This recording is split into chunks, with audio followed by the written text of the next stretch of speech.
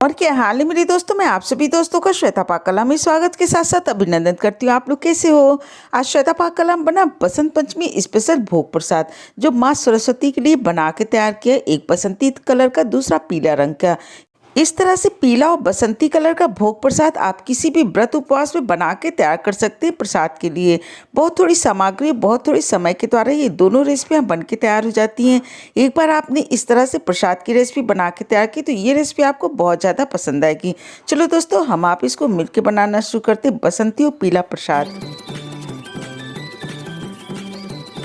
सबसे पहले हमने पीला प्रसाद बना के तैयार कर लेना है। इसके लिए आप कोई भी एक कटोरी या कप सेट कर लीजिए, उसी से सारा मेजरमेंट हमने लेना है।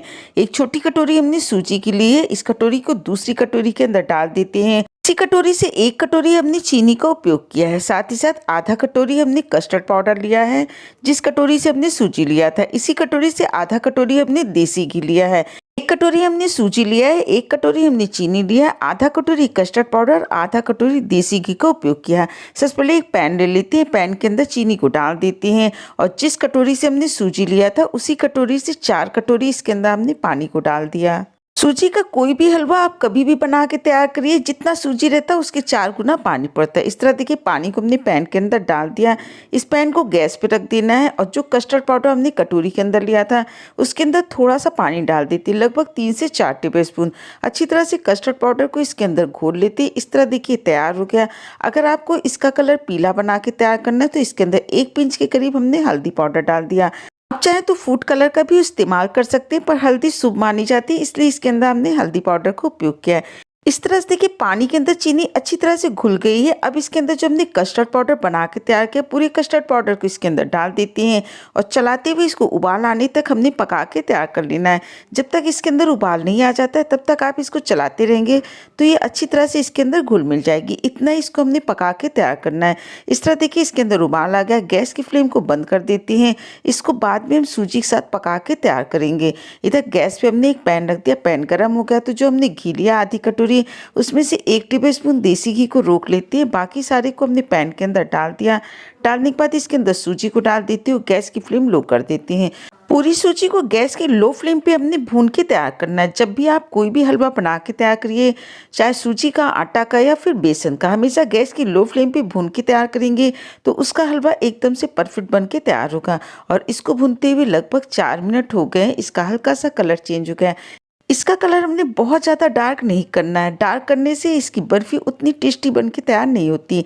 अब इसके अंदर हमने 1/4 टेबलस्पून इलायची पाउडर को डाल देते हैं। इसको भी सूजी के साथ अच्छी तरह से मिला देते हो। गैस की फ्लेम हमने लो ही रखना है। लो फ्लेम पे जो हमने कस्टर्ड पाउडर चीनी के साथ पका के तैयार किया था, पूरी को इसके अंदर डाल देते हैं। डालने के बाद इसको अच्छी तरह से मिला लेते हैं। मिला के इसको कवर करके लगभग 5 से 6 मिनट तक हमने पका के तैयार कर लेना है। बर्फी को बनाने में ड्राई फ्रूट्स आप अपने टेस्ट के हिसाब से ले सकते हैं। हमने इसके अंदर 1 से 1.5 टेबलस्पून तरबूजे का बीज लिया है। 1 से 1.5 टेबलस्पून इसके अंदर हमने किशमिश दिया है। एक हमने बर्तन ले लिया जिसके अंदर घी लगा के अच्छी तरह से इसको तैयार कर लेते हैं। आधा टेबलस्पून देसी घी के अंदर इन दोनों ड्राई फ्रूट्स को हमने फ्राई कर लेना। बहुत ज़्यादा इसके अंदर हमने घी का उपयोग नहीं करना है।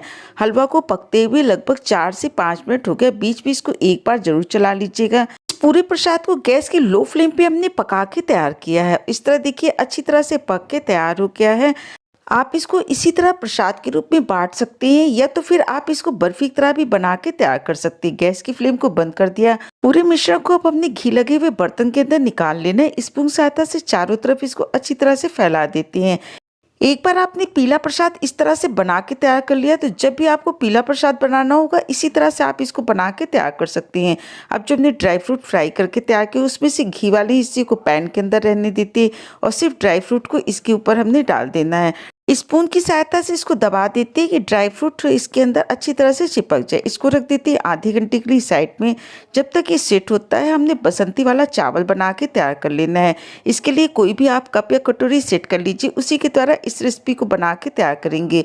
इसके लिए हमने 1.25 कटोरी चावल लिए थे, 1 कटोरी और उसके ऊपर 2 टेबलस्पून चावल को हमने और डाल दिया था। 2 बार पानी से इसको हमने धुल के पूरे चावल के पानी को निकाल के इस तरह से देखिए थाली के अंदर हमने चावल तैयार करके रख लिया है।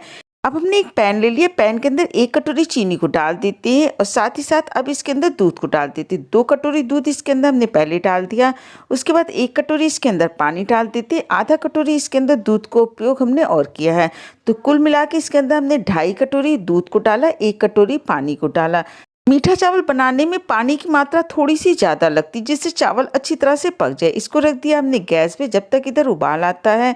दूसरी तरफ हमने एक पैन रख दिया, पैन के अंदर 1 टेबलस्पून देसी घी डाल देते। बहुत ज़्यादा देसी घी का उपयोग हमने नहीं करना है। अब इसके अंदर 2 पीस हमने इलायची और 4 पीस लौंग को डाल देते। कुछ सेकंड चलाने के बाद इसके अंदर 2 पिंच हमने हल्दी पाउडर डाल दिया। आप चाहें तो इस रेसिपी को बनाने में फूड कलर का भी उपयोग कर सकती हैं, पर हल्दी शुभ मानी जाती है इसलिए इसके अंदर हमने हल्दी को डाल दिया। हल्दी को डालने के बाद जो हमने चावल को भिगो कर रखा था पूरे चावल को इसके अंदर डाल देती हैं। अच्छी तरह से घी के साथ इसको चलाते हुए 2 से 3 मिनट तक हमने भून के तैयार कर लेना है, पर इसको आप हल्के हाथ से ही भून के तैयार करिएगा जिससे चावल टूटे नहीं। और इस तरह देखिए भून के तैयार हो गए, इसके ऊपर एक अच्छा सा कलर आ गया। अब जो हमने दूध रखा था साइड में उसके अंदर भी लगभग उबाल आ गया है। पूरे दूध को इसके अंदर डाल देते हैं और डालने के बाद इसको हल्के हाथों से मिला लेते हैं क्योंकि दूध भी गर्म है और चावल भी गर्म है तो बहुत जल्दी इसके अंदर उबाल आ जाता है। इस तरह देखिए इसके अंदर उबाल आ गया। उबाल आने के बाद गैस की फ्लेम एकदम से लो कर देंगे। इसको कवर करके करीब 8 से 10 मिनट तक पका के तैयार कर लेना है। इस रेसिपी को हमने दूध की तरह बना के तैयार किया है तो बीच बीच में दूध ऊपर की तरफ आ जाता है। इस तरह आप हल्का सा ढक्कन हटा दीजिए तो दूध वापस नीचे की तरफ बैठ जाएगा। और इस तरह देखिए इसको पकते हुए 4 मिनट हो गया। एक बार इसको हल्के हाथ से चला देते, दोबारा से इसको कवर करके करीब 4 से 5 मिनट तक और पका के तैयार कर लेना है। थोड़े से हमने ड्राई फ्रूट्स लिए हैं, 1 से 1.5 टेबलस्पून तरबूजे का बीज है, उतना ही हमने किशमिश दिया है। थोड़ा सा नारियल हमने स्लाइस में काट लिया है और थोड़ी सी इसमें 2 टुकड़े में कटे हुए बादाम लिया है। पूरे चावल को पकने में लगभग 8 से 10 मिनट का समय लगा। इस तरह से देखिए एकदम से खिले खिले चावल बन के तैयार हुए हैं। इस चावल को आपको दिखा देते पर अभी पूरे चावल को हमने नहीं मिलाना, अगर आप तुरंत अभी मिला देंगे तो सारे चावल टूट जाएंगे। अब जो हमने ड्राई फ्रूट्स फ्राई करके तैयार किया था पूरा इसके अंदर डाल देते हैं। डालने के बाद चारों तरफ से इसको फैला देते हैं। इसको कवर करके लगभग 10 से 12 मिनट तक साइड में रख देते हैं जब तक ये थोड़े से ठंडे होते हैं। जो हमने बर्फ़ी को बना के तैयार किया है पीली वाली, इसको आप अपनी इच्छा अनुसार छोटे बड़े टुकड़े में काट के तैयार कर सकते हैं। और इस तरह देखिए इसको हमने कट करके तैयार कर लिया। एक पीस निकाल के आपको दिखा देते हैं।